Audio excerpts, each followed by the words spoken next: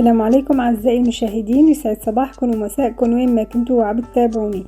معكم بتول من مطبخ بتول قوجة. برحب فيكم من جديد وبرحب بكل المتابعين الجدد اللي انضموا للقناة.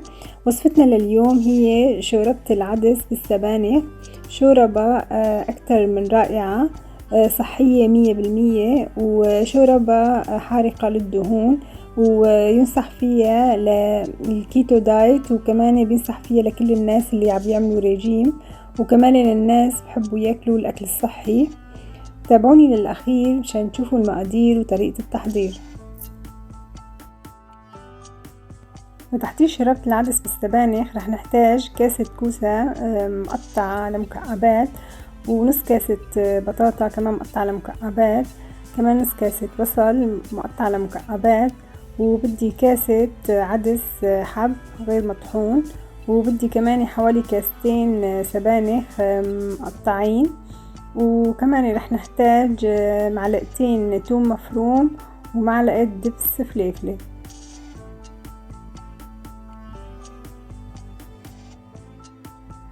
بدنا نجيب الطنجرة اللي بدنا نطبخ فيها الشوربة، بدنا نحطها على النار، وبدنا نضيف حوالي معلقتين زيت زيتون، وبعدين بدنا نضيف البصل. بدنا نحرك البصل مع زيت الزيتون لحتى يدبل شوي معنا. اول ما يبلش يدبل عندي البصل بدنا نضيف له الثوم المطحون او المقطع،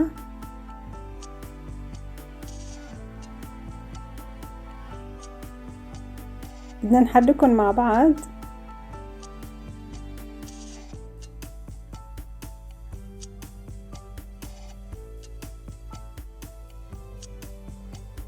وبعدها بدنا نضيف لهم العدس. انا بالنسبة للعدس غسلته منيح وصفيته من المي.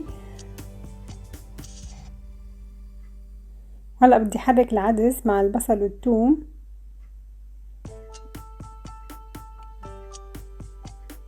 هيك تحريكة خفيفة كتير بس لبين ما ياخدوا مع بعضهم. وبعدها بدي اضيف البطاطا والكوسة المقطعة، وبدي احرك كل هالمكونات مع بعضها البعض.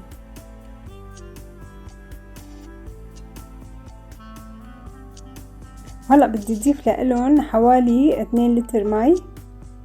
طبعا بدي بعدين راقب الشوربة اذا احتاجت كمان مي بدي اضيف لها، بس هلا مبدئيا رح اضيف لترين مي، وبدي اترك الشوربة تقريبا 3/4 ساعة لساعة على النار لحتى تستوي عندي الخضار. بعد مرور حوالي 3/4 ساعة استوت عندي الخضار واستوى كمان العدس. وهلأ صار وقت نضيف الملح دايما حسب الرغبة، انا حطيت تقريبا معلقة، وراح نضيف كمان دبس الفليفلة او معجون الفلفل.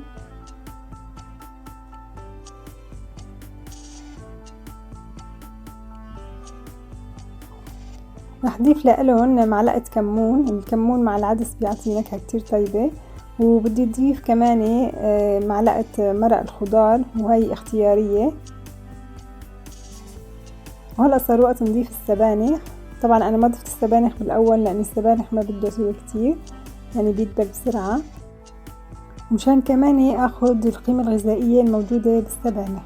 رح اترك الشوربة كمان ربع ساعة تستوي على النار. وبعد مرور ربع ساعة صارت شوربتنا جاهزة. السبانخ دبلت نص تتبيلة، ما بدي اياها تدبل اكتر من هيك لاني بدي استفيد من القيمة الغذائية الموجودة فيها. وهلا صار وقت نسكب شوربة العدس بالسبانخ بالصحن الشوربة الموجود عنا.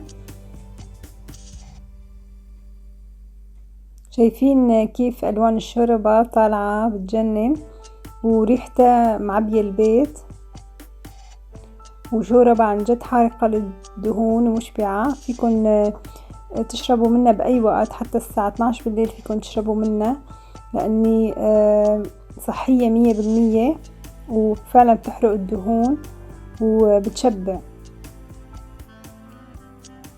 ياريت تكتبولي بالتعليقات إذا عجبتكم وصفة اليوم، وإذا بتحبوا كمان وصفات تانية صحية وحارقة للدهون. وكتبولي كمان بالتعليقات إذا بتعملوا انتو نفس طريقة الشوربة وكيف تعملوها. وإذا عجبكم الفيديو ياريت تشاركوه مع أصدقائكم. بشوفكم دايما على خير. كانت معكم بتول من مطبخ بتول قوجة، والسلام عليكم.